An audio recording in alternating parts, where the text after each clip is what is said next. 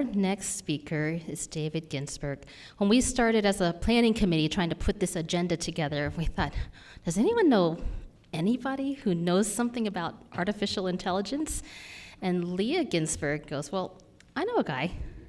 And it turns out he's here now. He's about to give our next talk, and he is the father of one of our board members. So please welcome David Ginsberg.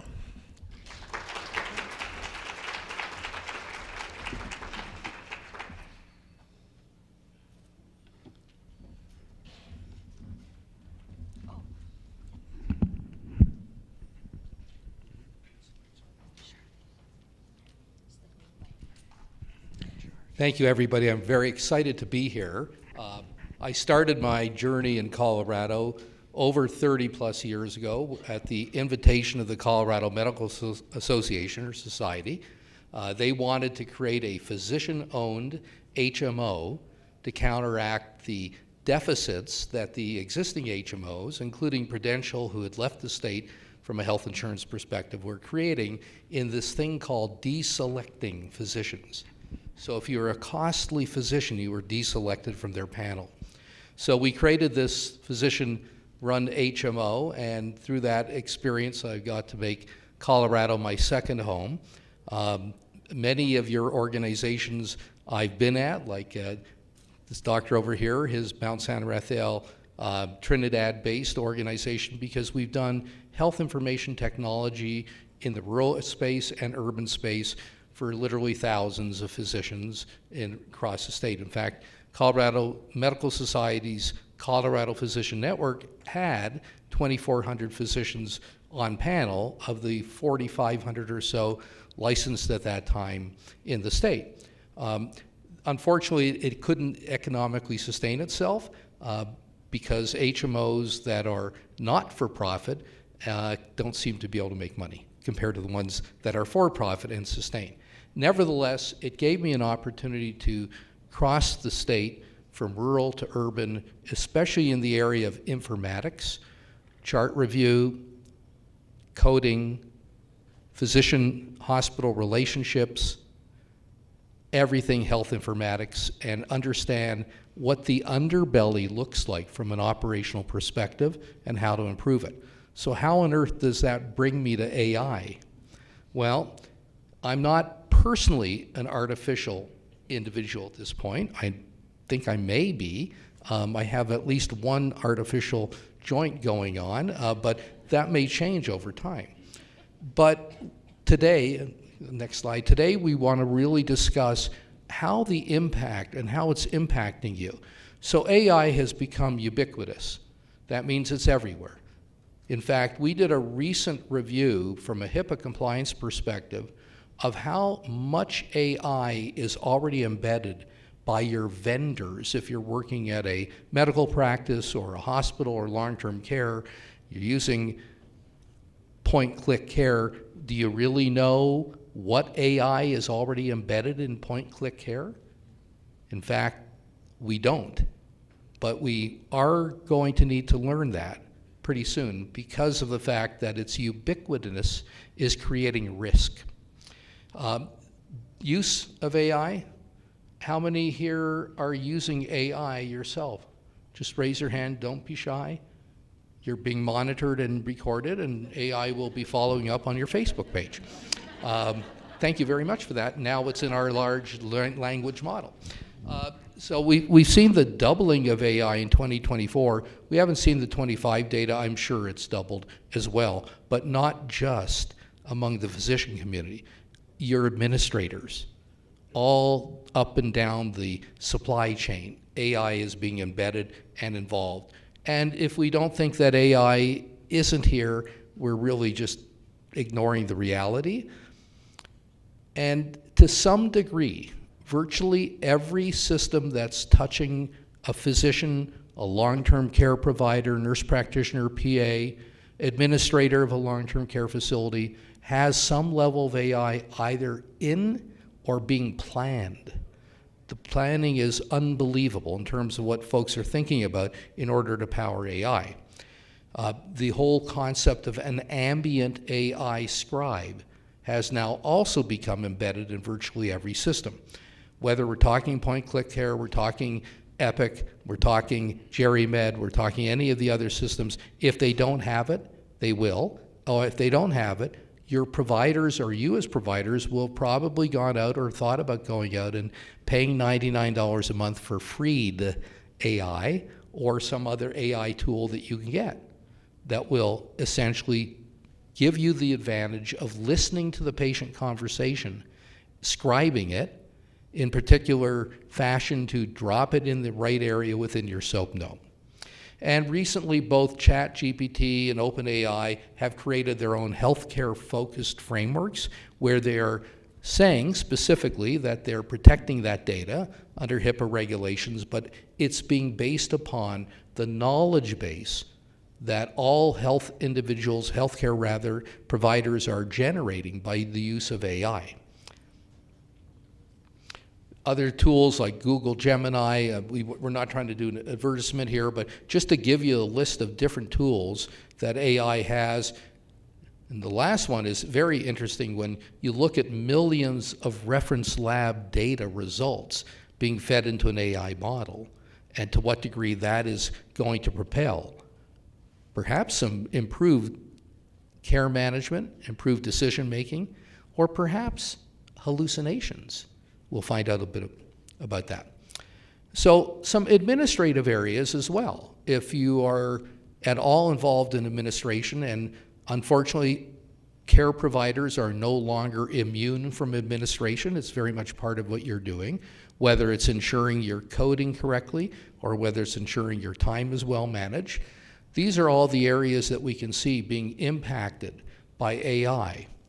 In fact, there is a national initiative to promote referral authorizations to be an electronic environment. In fact, by 2027, if you're using what's known as a certified electronic health record, those are systems that have gotten a specific federal certification so that the users of those either years ago could get an incentive payment or today don't get a penalty on their Medicare payments. If you're using those systems, you'll have to show by the end of 2027 that you've done one referral electronically. Just one referral. So that is an area where we're particularly going to see AI dramatically driving. How many of you feel that you could save time on referral authorizations if it was done electronically? Well, here's the sad little point about that.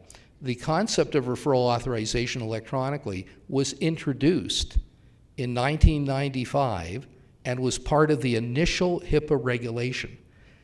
In 1998, we had an electronic standard for what a referral would look like electronically, so it could be digitally sent between you and the health plans. But the health plans have been very slow in adopting it. Now that's going to change. It'll be driven really by the community. Area I think eventually we'll see referral auths overwhelmed by AI because it just makes sense. Scheduling. We saw a demo recently of a scheduling AI tool that was interactive with a patient just talking to the AI tool about scheduling and needing to modify the schedule, having some particular unique needs within their appointment, and AI did a rather brilliant job of managing that. Probably another tough area in any kind of practice of medicine is scheduling. A lot of human effort put into that, a lot of time and energy spent. Makes good sense to look at that from an AI. Patient registration. Not all of you are any longer in outpatient medicine. Some of you were. Think of the brave new world where we, as patients, walk up and into our medical practice, our physician's practice for care. AI's taken a picture of us. It's matched that to the photo in Epic or eClinicalWorks or GeriMed or wherever system we have. Hopefully the photo looks like we do now. It knows who we are, and it's a personless registration. Comes in, it asks us questions through a kiosk, Has anything changed? We show them the new card, and we get set up for our appointment. A little scary in a way of lack of human interaction, especially for older patients like myself, and at the same time amazing from an efficiency perspective in terms of your organization. And if a patient doesn't show on time for their appointment, that system automatically begins a triage to reschedule the patient. Little things like this we're going to see, but I don't want to ignore translation. I think in the next 2 to 3 years, we won't need interpreters. In fact, it's here today. We don't really need interpreters because the translation systems will be so powerful and so intelligent that they'll do an effective job of translating, even if it's a dialect or a particular style of speaking that is typically not normal for that language. And then research. Now, undoubtedly, research is the area I think has been driving AI quite a bit. There's no way that we can possibly cull enough records to look through and find a patient that is qualified for a research trial. AI can do that rather quickly and remarkably accurately if the underlying medical records are accurate and correct. It's always the big if. And it will look very similar. The AI adoption rate is going to look very similar. I'm not going to put people on the spot, but I can tell that some of you might not have been around or in medicine when the internet began. Leah can remember when our company first started and we were doing HIPAA consulting that we would send out a CD that had all of our compliance information on our toolkit. And we would send it out to some rural physicians, and they would call Leah up and say, I don't know what to do with this. And Leah would say, you put it in the CD drive on your desktop computer. This is why while she was going to school to become a nurse practitioner. And they would say, I don't have a CD. And Leah would say, well, do you see this on your computer? And she'd guide them through it, and they'd push a button, and they say, oh, you mean the coffee cup holder. So we've seen this dramatic rise of computing, of email and internet. I'm sure many of you remember writing your papers, some of you on typewriters, right, for medical school. That's all gone. It's changed. And we know our kids, it's gone. My grandkids aren't going to use that anymore. So what we're going to see with AI is the same rapid adoption that actually science has studied.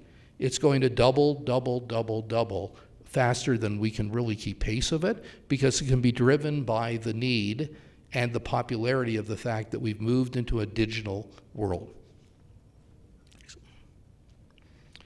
Now, the use of AI is not without risks. Information is at the core of AI. Is that data correct? One inaccurate data point in an AI large language model, which means the model of data that the artificial intelligence system has used to do its thing, one incorrect data point could potentially create incorrect decision making. Garbage in, garbage out is what we used to say years ago with regards to computing. The same thing applies with regards to AI. And with internet having exploded from very, very early adoption to AI now commanding these enormous power-hungry data centers that are just assembling and compiling and grinding data all the time, all kinds of data we're not even aware of, public data, private data. Again, the value of the information is going to determine the value, effectiveness, and accuracy of the output. AI has now also moved to two things. We now know or hear of generative AI. All right, so the artificial intelligence engine is consuming information, it's generating data. And agentic or agent AI, it's doing things autonomously without our interaction. We can prompt a ChatGPT OpenAI model to say, tell me where the best Indian restaurants are within 3 miles that have the best reviews. By the way, those are our Google searches today, except they're powered by AI. We can tell it to do that, or the agentic systems can go and figure out this individual has spent money at Indian restaurants previously. I see an opening in their scheduling. The smart refrigerator they're using in their new apartment doesn't have any food in it. Let me recommend them the best restaurants. That's already happening. So that's the agentic, where there's an agent. Think about that from a clinical perspective. Many of you struggled with your electronic health records clinical decision support tool. Hopefully it's been built upon really valid systems with good science and data. Those systems are owned by a handful of companies. Wolters Kluwer's UpToDate. Right? UpToDate's now using AI. It's embedded in UpToDate. Probably a good thing, but what is the value of the evidence-based information upon which they generate their information? Is it correct? Is it being meticulously looked at to be sure that it's not biased? So one incorrect data point can create bias down the chain and incorrect answers. Accuracy, integrity, these in AI are known as sensitivity levels. So when you engage in an AI system, it's fair to be able to ask the AI vendor, describe to me how you align and set the sensitivities within your AI tool. What is the foundational model for your learning? How do you adjust for bias? These are things currently not being taught in medical school, not being provided CMEs yet. Maybe they will be, although there are some schools that are having AI programs, and they'll hopefully help providers learn to ask these questions. And then specifically, the security of the data. Is the data, which contains, in your case, patient information, being maintained in your AI system, or is it being populated in other systems? And if the vendor says, we are de-identifying everything, don't worry, trust me. Don't trust them, do worry, and ask them, please describe how. Make an effort to at least go that far. In the same way that you would if you were mentoring a student doing a research paper, where are your sources? How did you get to that information? We unfortunately have to take that attitude with AI, especially if it's going to involve clinical decision support. Now, here's the big challenge. Is it artificial or augmented intelligence? The American Medical Association has published a fantastic paper, and we have the reference later on, around the ethical use of AI. I think they've done a particularly excellent job with this paper. And they are referring to it as augmented intelligence. It's augmenting our own intelligence. If we hold on to that framework, I think we'll be okay. If we think of it purely as artificial, letting it do everything, I think we're running risks of issues related to compliance, issues related to inaccurate findings, and clinical decision support. We're already seeing the effects of AI as well with regards to your own personal security, and for all of you working in the profession, the security of your patient protected health information or data. And that's because it's almost impossible today for you to tell whether an email phish scheme is real or not. As little as 5 years ago, you could easily tell because of the spelling, the syntax, or the context of the message. In the last 24 months, most AI models have learned context. That's really the next big frontier. Because if I'm going to do not just an email phishing scheme, but but I'm going to do a vishing scheme, which is voice activated.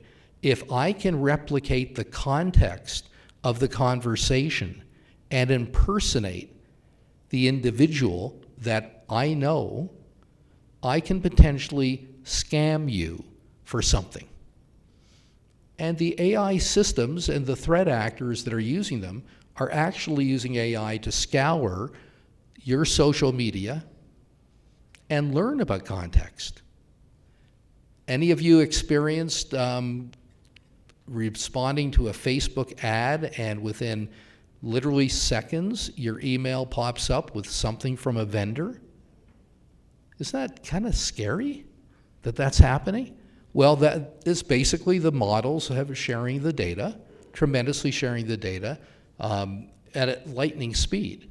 So AI could, at the hands of a very smart hacker, figure out what's going on with you from a social media perspective, what's going on with you from a LinkedIn perspective, what's going on with you from other perspectives that they can gather data from, go to the dark web, find out that your email address is Ellen and some passwords that have already been leaked, and basically set up a scheme to try to separate you from a valid credential, username and password that you use elsewhere, and then use that for impersonation and either financial threat, reputational threat, or just to hack into your system.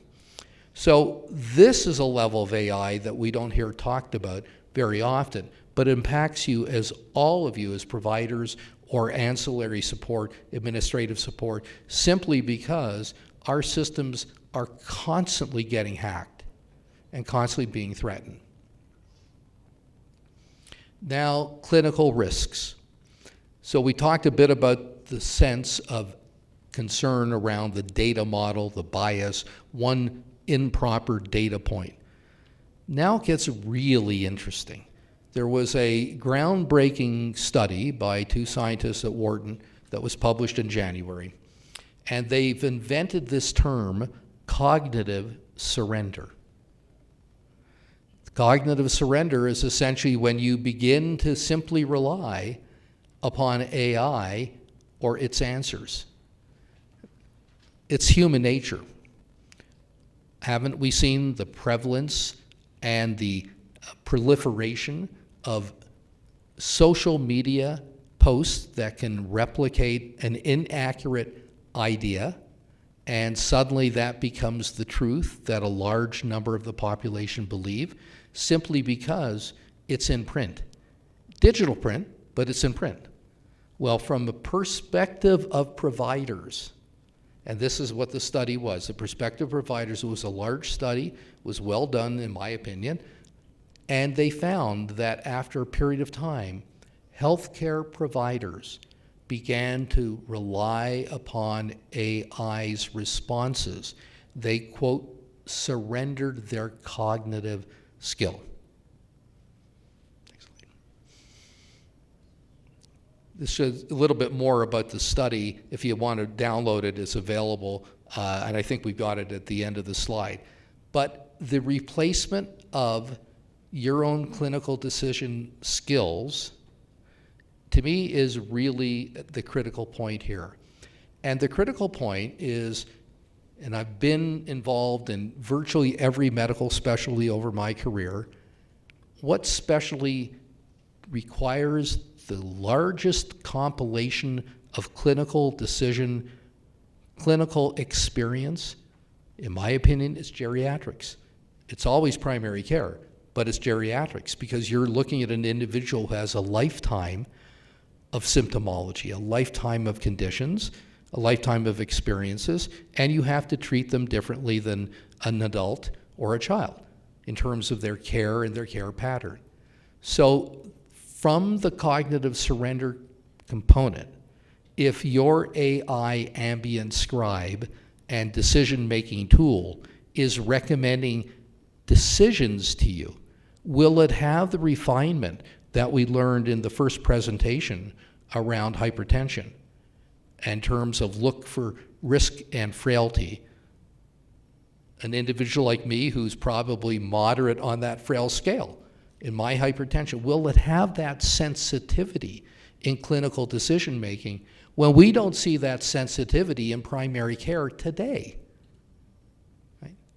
We only see it in geriatric care where you've seen patients that are geriatric that you understand have to be treated differently. And I'm sure many of you who are providers here have probably had some hair pulling when you've had conversations with other medical practitioners of adult or younger populations that don't really get the population you're treating, right? Or your patients who said, well, my family doc said this, yeah, but that's not accurate for where you're at. No, we're not talking about any family doc in this room, right? It's those other family docs. So basically, and oh, don't get me started on internal medicine docs, forget that. But basically, it's the sensitivity. Will your system, will your AI system be learning that information and ingesting it? It won't learn what we learned this morning unless somebody feeds that to it or they've set it up to go out and gather that information. Another question to your vendor of ambient scribe information, well then how are you keeping your system up to date? For accuracy, can I really trust the results? And if I give up because after a period of time I'm just accepting the answers, then we're simply replicating, in my opinion, a medical system that has failed already because the knowledge, the data, is not going where it needs to go, and it's too much for anyone to possibly consume. Next slide. Over-reliance leads to cognitive surrender. Next slide. I'm going to skip one slide here because I know we're down to seconds. But more than this, I want to introduce the concept of how we are being distracted. So we're being distracted constantly by our smartphones. So cognitive surrender is, I'm giving up. 228 times a day is what one study found we are distracted. What's distracting us? Well, 20 years ago, I never had, quote, an alert pop up. We have alerts from everything. You have alerts from your electronic health record, you have alerts from your email, you have alerts from any number of systems you're using. Those are distracting us. You add alert distraction, the fatigue. In fact, Leah wrote a paper on alert fatigue with the use of electronic health records. I'm proud that she did that years ago. It's already out of date. Because alert fatigue is now replicated by distraction by social media and alerts from our valid systems. You add that to cognitive surrender, all of this is AI populated. The alerts are themselves learning when to alert us and for what. So again, we've got a situation where we need to treat the AI as an assistant, but not as the final answer, and essentially move to understand where it is framing and gathering its information from, and how it's going to use that information in order to further create appropriate information. And the whole vendor vetting, for those of you that are involved with making decisions about your vendors, now you need to ask the questions about when and where and how do they use AI to be sure that you can ensure that your vendors are answering these questions correctly. These are a few more areas here that the clock is confusing me. Is it being driven by AI? It seems to be going up in time and not down. I went over, so okay, so what this AI system didn't do is give me a kick in the ass that I was running over. So I'll take that as my kick in the ass that I've run over.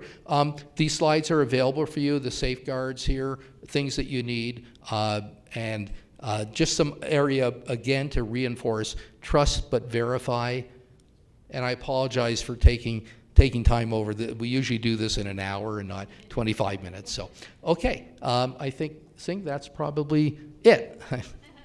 Thank you. Thank you, David.